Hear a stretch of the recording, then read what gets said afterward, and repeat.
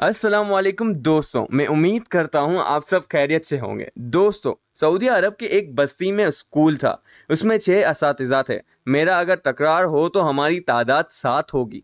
असातिज़ा में सभी नमाजी थे, बस एक उस्ताद नमाज अदा नहीं करता और यही वजह थी कि दूसरे असातिज़ा उससे नफरत करते थे और उससे दूर भी रहते थे। गालिबन उन्होंने उसे समझाने की कोशिश की थी, मगर वो डटा रहा। इसलिए स्कूल में उसके और दूसरे टीचरों के दरमियान कशमकश जारी थी।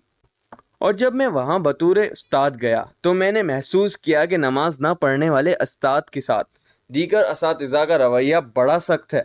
जब वक्फा हुआ तो मैंने देखा कि वो अलग थलग है और दूसरे टीचर एक जगह खुश गप्पियों में मसरूफ हैं।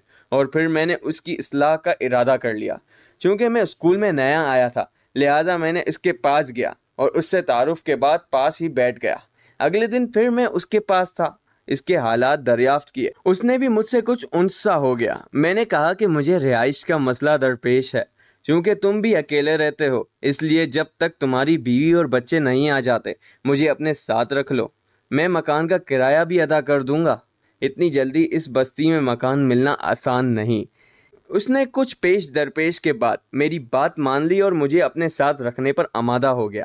मगर उसने एक बात बड़ी वजाहत के साथ कही, देखो मियाँ, मेरे अंदर खैर नहीं, मैं बहुत अच्छा आदमी नहीं, नमाज नहीं पढ़ता और यूं भी इस्लाम से खासा दूर हूँ। मैंने कहा, कोई बात नहीं, हम कुछ दिन इकट्ठे रहेंगे। अगर हमारा गुजारा हुआ तो ठीक, वरना मैं अपना अलहदा मकान तलाश कर लूँगा। अगले दिन मैं उसके साथ रहने लगा। अब मैंने इसकी खिदमत करना शुरू की। मैं सफाई करता, खाना तैयार करता, अपने कपड़े इस्त्री करता तो उसके भी कर देता। इस दौरान मैंने कभी उससे नमाज या दीन के हवाले से कोई गुफ्तगू ना की। चंद दिनों में हमारे ताल्लुकात और बेहतर हो गए। वो मेरे इखलाक से बड़ा मुतासिर था। मैं मजीद इसकी खिदमत में लग गया। एक दिन असर के वक्त मैंने चाय तैयार की, इसको थर्मास में डाला और टेबल पर रखकर उसे बुलाया। अब हम दोनों चाय पी रहे थे कि अचानक करीब की मस्जिद से असर की आजान सुनाई दी। मैंने चाय का कप वहीं रखा और नमाज के लिए उठ खड़ा हुआ। जब उसने मुझे उठते देखा तो कहने लगा, तुम हर रोज 5 मरतबा मस्जिद जाते हो, थक नहीं जाते? मैंने कहा, नहीं, हरगिज नहीं, बल्कि मुझे तो बड़ा सुकून और इत्मीनान मिलता है, और अगर चाहो तो तुम भी एक मर्तबा आजमा कर देखो। उसने कहा, हाँ, ये ठीक है। अब हम मस्जिद में गए। मेरे साथी ने वजू भी नहीं किया था।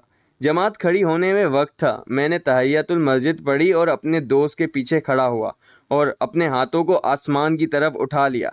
ए अल्लाह, मैंने तेरे बंदे के साथ क्या क्या सुलूक किया और मैं अब इसको मस्जिद में ले आया हूँ। ए मेरे रब, इसको हिदायत देना तेरा काम है। जब नमाज खत्म हुई तो मैंने इससे पूछा, जरा बताओ तुम्हारे दिल की कैफियत क्या है? कहने लगा, ऐसी राहत जिसकी कोई मिसाल नहीं। मैंने कहा, अच्छा, तो थोड़ी देर बाद मगरिब की नमाज होगी, तो मेरी तुमसे दरख्वास्त है कि गुस्ल और वजू करो। उसने असाबात में सर हिला दिया और फिर अल्लाह ताला ने उसको हिदायत अता फरमा दी और वो दीन के रास्ते में चल पड़ा और हमारी दोस्ती में और मजीद इजाफा हो गया।